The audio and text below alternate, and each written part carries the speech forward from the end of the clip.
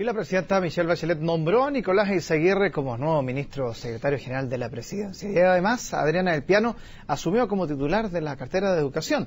Bueno, este ajuste tomó por sorpresa a diversos integrantes de la nueva mayoría. Sin embargo, desde la oposición destacaron algunos este cambio. Para ahondar más en este tema, recibimos al presidente de la Cámara de Diputados, Marco Antonio Núñez. ¿Cómo está? Muy bien, muy buenas tardes. Un placer estar aquí en CNN hablando de estos temas tan importantes para Chile. ¿Tranquilo o no ya con este nombramiento? ¿Se puede respirar en paz? Bueno, siempre hemos estado tranquilos, siempre hemos estado respirando en paz, pero esto efectivamente cumple con definir no solo nombre, sino una línea del comité político, de la cual faltaba una pieza fundamental, particularmente vista desde el Parlamento, desde la Cámara de Diputados, que es el ministro encargado de la coordinación de la agenda legislativa en un año tremendamente importante desde el punto de vista programático. El ministro Nicolás Eyzaguirre tiene la experiencia, la capacidad, el conocimiento y la iniciativa política y el respaldo necesario para poder concordar no solo las leyes de la educación, que él conoce muy bien, ha sido el intérprete del gobierno durante más de un año en la reforma educacional, sino también la agenda de probidad, y habiendo sido ministro de Hacienda en tiempos del expresidente Ricardo Lagos, también va a poder colaborar en un énfasis muy importante que definió el comité político del lunes pasado, que es la necesidad de generar crecimiento, empleo, colaborar con nuestras decisiones a la reactivación económica de nuestro país. Educación. Para los profesores, al parecer, era una medida necesaria que saliera del ministerio. Está la nueva ministra del Piano en esta cartera. ¿Usted ve que este problema en educación se pueda zanjar pronto con este enroque del ministro Eyzaguirre y esta nueva ministra? ¿Es tan factible o las diferencias son posturas quizás más distantes de lo que nosotros conocemos públicamente? Es que el colegio de profesores, particularmente el presidente señor Gajardo, tienen que tomar decisiones muy claves en las próximas horas.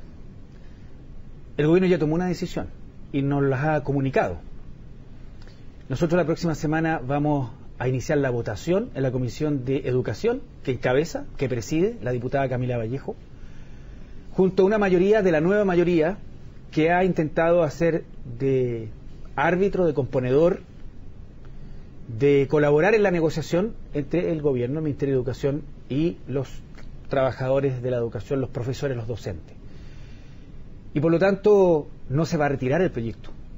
Y por la vía de indicaciones, en la cual los propios diputados, miembros de la Comisión de Educación, han declarado que están disponibles para discutirlas y presentarlas, patrocinarlas, es la vía, creo yo, por la cual se va a resolver este problema, porque posteriormente a ser aprobada el proyecto de nueva carrera docente en la Comisión de Educación de la Cámara de Diputados, pasa inmediatamente a la sala, se despacha al Senado y vamos inmediatamente a tramitar una cuarta ley, que es la denominada Nueva Educación Pública, que tiene que ver con la desmunicipalización, para culminar este año con la más importante de todas las leyes vinculadas a la reforma educacional, que es la gratuidad de la educación superior, para que en marzo del año 2016 sean ya cientos de miles de familias las que se beneficien con una política pública que es una de las principales promesas de este gobierno, que es la gratuidad de la educación superior. Carrera docente, hay profesores que siguen todavía ahí dentro del gremio señalando que para la presidenta sería un muy buen paso retirar este proyecto del Congreso, y que no necesariamente significa una derrota, sino que significa escuchar a los grupos sociales, integrarlos y que en 1 o 2 meses más ingrese un nuevo proyecto consensuado. ¿Usted cree que esa posibilidad existe o el proyecto de hoy en día no va a ser retirado del Congreso por ningún motivo? Uno nunca puede descartar decisiones que se van a tomar en los próximos días por parte de aquellos que deben tomarlas, que es el nuevo ministro de Educación, su equipo, comité político, la presidenta. Pero yo no creo que ocurra. Hay 2 razones bien importantes. Se ha hecho un esfuerzo enorme y hay garantes, que son la mayoría, por no decir todos los miembros de la Comisión de Educación. Yo me he conversado con varios de ellos, que hicieron un esfuerzo terminal por intentar resolver el problema. Y el gobierno ya le comunicó al Colegio de Profesores que la próxima semana de no llegar a acuerdos sustantivos respecto de este proyecto de ley, se va a proceder a la votación en la comisión.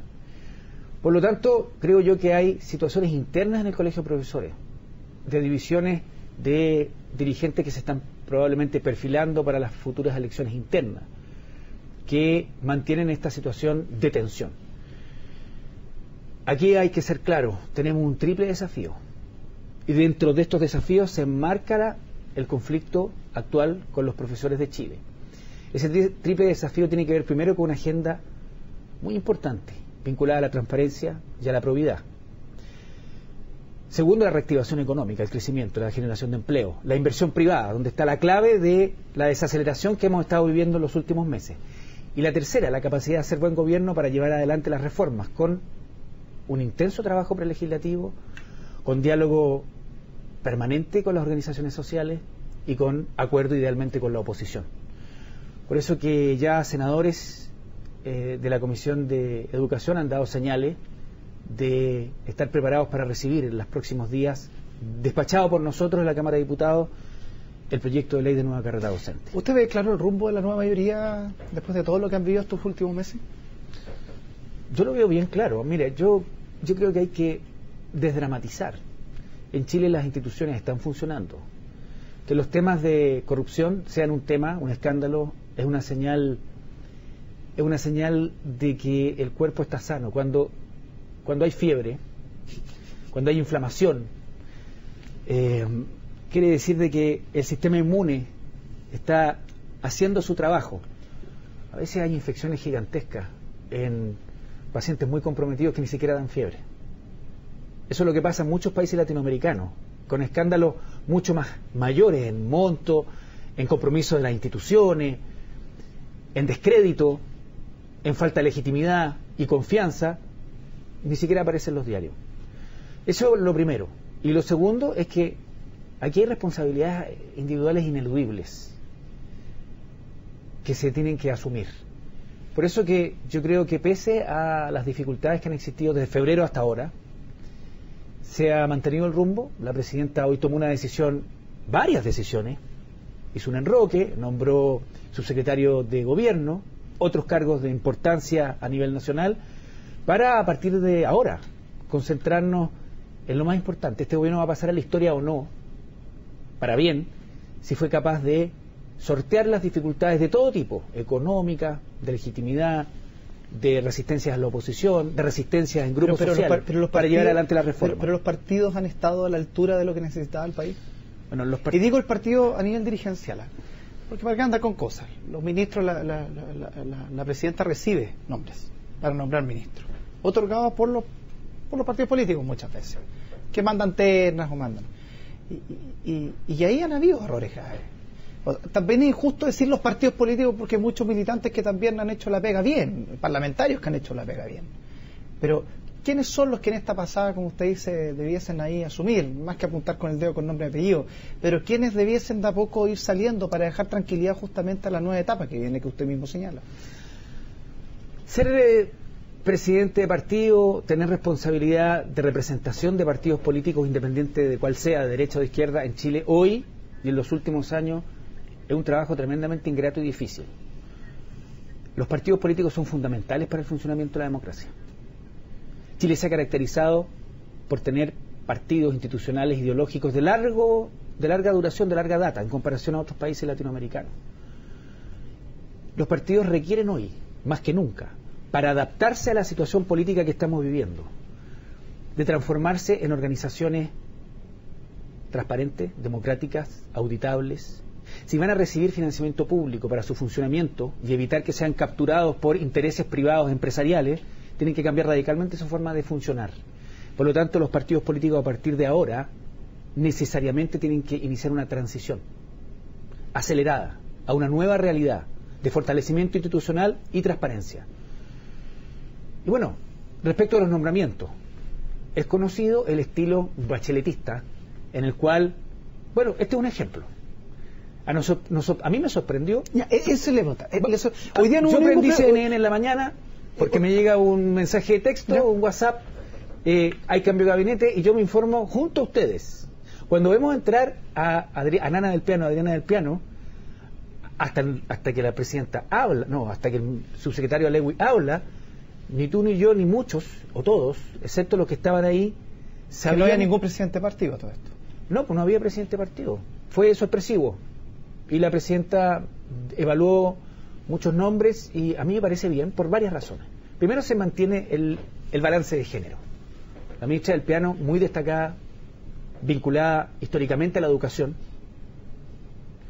asume como ministra y tiene un rol fundamental, clave, que jugar en el resto del gobierno. Ella va a ser la que vaya adelante y consolidar la reforma educacional, la más importante. Pero además hay una persona con capacidad profesional, académica, política, probada.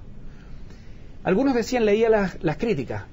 Es cierto, algunas actitudes del pasado, cuando era ministro de Hacienda particularmente, pueden afectar la imagen de Izaguirre como alguien que debe dialogar, ya no imponer, sino construir acuerdos. Ese es el rol de un ministro secretario general de la Presidencia por excelencia.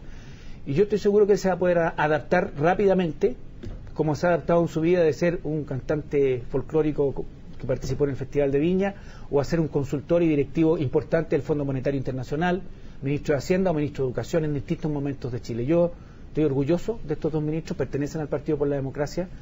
Y bueno, la presidenta ya tomó una decisión. Se le decía durante la semana que se apurara, bueno, ya está. Ahí se lo pregunto porque, bueno, usted es presidente de uno de los poderes del Estado, ¿ya? La presidenta, ¿para qué decir? Independiente de la militancia que tiene cada uno, o que tuvo que renunciar, pero que tiene dentro de un partido político, cumplen roles dentro del Estado chileno.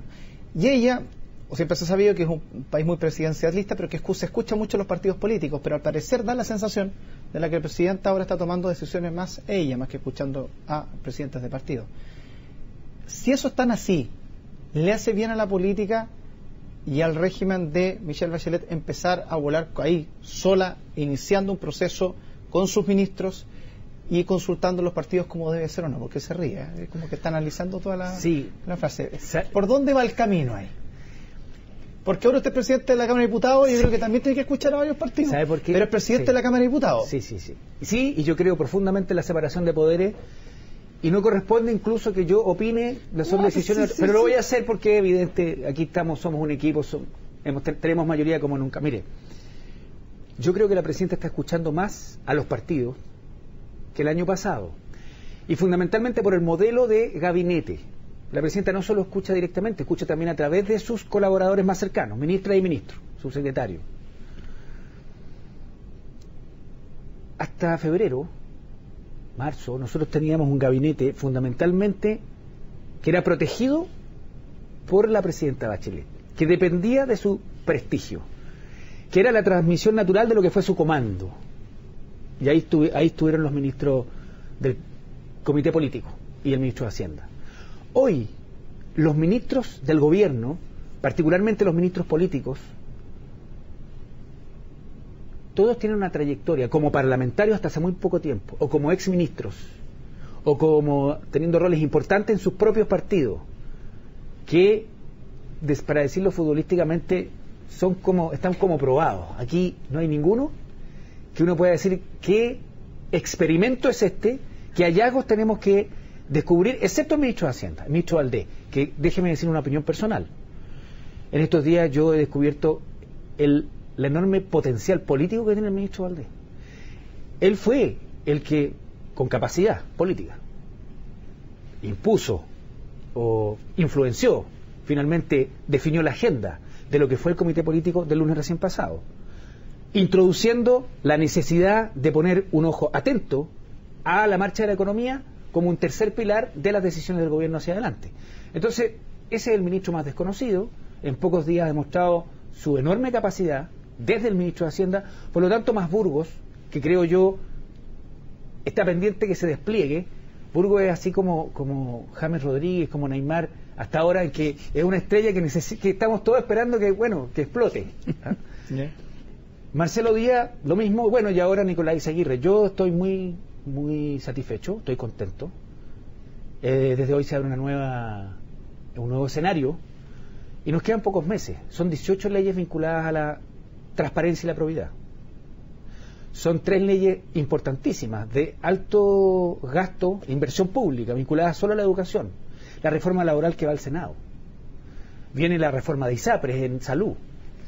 Podría seguir. Nosotros nos vamos a reservar un tiempo incluso para analizar, para votar en la sala durante el mes de julio la despenalización del consumo terapéutico y recreativo de cannabis. Viene la despenalización de la interrupción del embarazo por 3 causales. Yo quiero solidarizar con los miembros de la Comisión de Salud de la Cámara de Diputados, particularmente la doctora Hernando y el diputado Torres, ambos de la nueva mayoría, que han sido objeto de unas persecuciones de grupos conservadores por la vida en sus propios distritos que son realmente inaceptables. Tenemos una agenda tremendamente rica, profunda, compleja, que requiere mucho trabajo prelegislativo, acuerdo entre nosotros y fundamentalmente sintonía y acuerdo con los representantes ciudadanos en todos estos temas. Marco Antonio Núñez, muchas gracias por estar junto a nosotros. Muchas gracias, muy buenas noches. Nosotros hacemos una pausa y dentro de poco viene CNN Prime. Nos vemos.